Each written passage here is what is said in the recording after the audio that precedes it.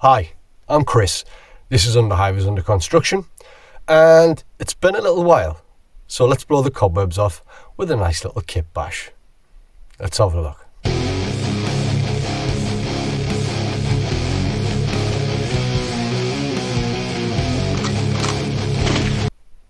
Okay, I'm going to kit bash a spider rig. Now the spider rig is Vansaar's dedicated close combat unit. It already has an official model in the Archeo-Tech and Neotech box set, and as much as I love the Archeo-Tech Mini itself, I've never really been a fan of the way the spider rig was represented. I never felt like it showed what the rules suggested that it was capable of. Now that's where kit bashing comes in. We see something, we want to make it different, we do that. So let's have a look at the official Mini and the stats and see what we can come up with. Okay, so like I said, I love the Archeo-Tech base Mini. It just offers a completely different silhouette with a kind of heavily armoured variant on your standard vansaar, suggesting that these are specialist champions. However, when it comes to the representation of the rig itself, I can't help but think Power Rangers rubber tentacled monster, and this thing's going to be towering over some high school, and a bunch of guys in Lycra are going to be backflipping around ready to fight it.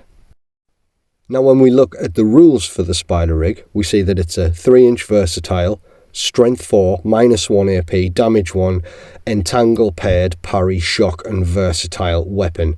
It's nasty on its own, but when you pair that with skills and upgrades, it becomes really horrible. So let's see what we can do. So as well as the rules, I looked up a couple of images for some inspiration of how a spider-based weapon could work, and this Webstore and Iron Spider just give me a really good starting point to jump off from. For the base of the kit bash, I've decided to go with this Neotech body.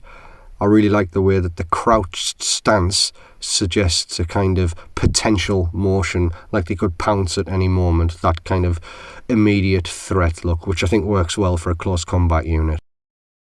And then obviously I've went with this nice 6-eyed spidery head from the Vansaar expansion kit. So for the arms, I've gone with this right-handed plasma pistol couched in the crook of the elbow.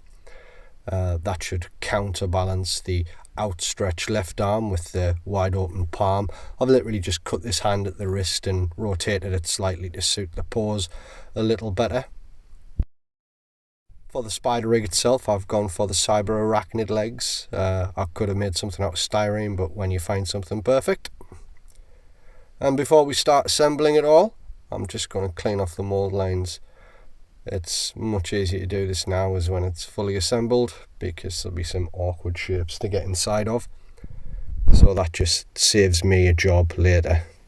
I'll just use the sharp edge of my knife against the most egregious ones. This is a stage that you can just ignore altogether if you choose not to bother with mold lines. I know some people don't, and it's purely a personal taste thing. They'll just stand out to me when it's painted otherwise.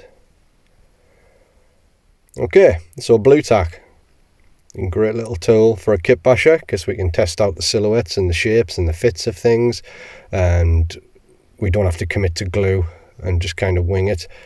So let's magically get that all blue tack together, and this is roughly what I want to go for. So as you can see, I can spin them all around, I can readjust things according to where I would prefer them to be. And it just gives me an overview before I, like I say, commit to glue and can't really undo any mistakes without any major work. And now we come to gluing it together. We've decided the pose we want and we're ready to commit. I'm not really going to show you gluing this entire model together because that's extremely dull. Just want to kind of give you an idea. So I put the glue onto a lid and then use a cocktail stick. It just gives me more control over the amount of fluid that's going over the Mini. I would have used gel, but I didn't have any. So if you're using liquid super glue, this is a great way to kind of avoid getting super glue all over your fingers, sticking them together, or just ruining your model entirely. And there we have the finished kit bash. Okay, so I'm really pleased with how it's come out. I like the silhouette, I like the stance, I like the way the forearms wrap around the miniature and kind of give that suggestion of threat. I like the way that their crooked arm counterbalances the outstretched one. We have that low stance. A really simple little kitbash, nothing too complicated, and this really captures the essence of that web store image that I showed you earlier. And with a little primer and a spin, we can see that that's the finished kitbash, and that's what it's going to look like. So again, genuinely happy with how it's come out. Nothing too complex or convoluted or complicated, but just gives me something different, unique, and should fit in with the rest of my gang. I'll throw some colours on this and we'll see what he looks like. But yeah, pretty happy with how it's turned out. So there he is, ready to join the synthetic shadow. So I've put him in my gang colours, which is kind of a monochrome with metal accents and a neon spot colour. I will go back in and do his armour plating with some edge highlighting at some point, but I'm fairly happy with how he's looking at the moment. Really pleased how the eyes turned out. That's probably the most complex part of this paint job. I've added neon accents to his spider rig to suggest that shock trait that the weapon has. But yeah, overall, fairly pleased with how he's turned out. I spent like a couple of evenings, so about an hour in total, painting them. And I'll show you how the neon works. So I use UV reactive paints, so we get that cool cyberpunk glow. Fancy but unnecessary, just how we like it. Really simple kitbash, really quick and easy to do, and with just some ideas, inspiration and a few bits, you can make your own interesting and unique characters. I hope you found it useful and or helpful. If you have, please like and subscribe, and I'll see you in the Underhive.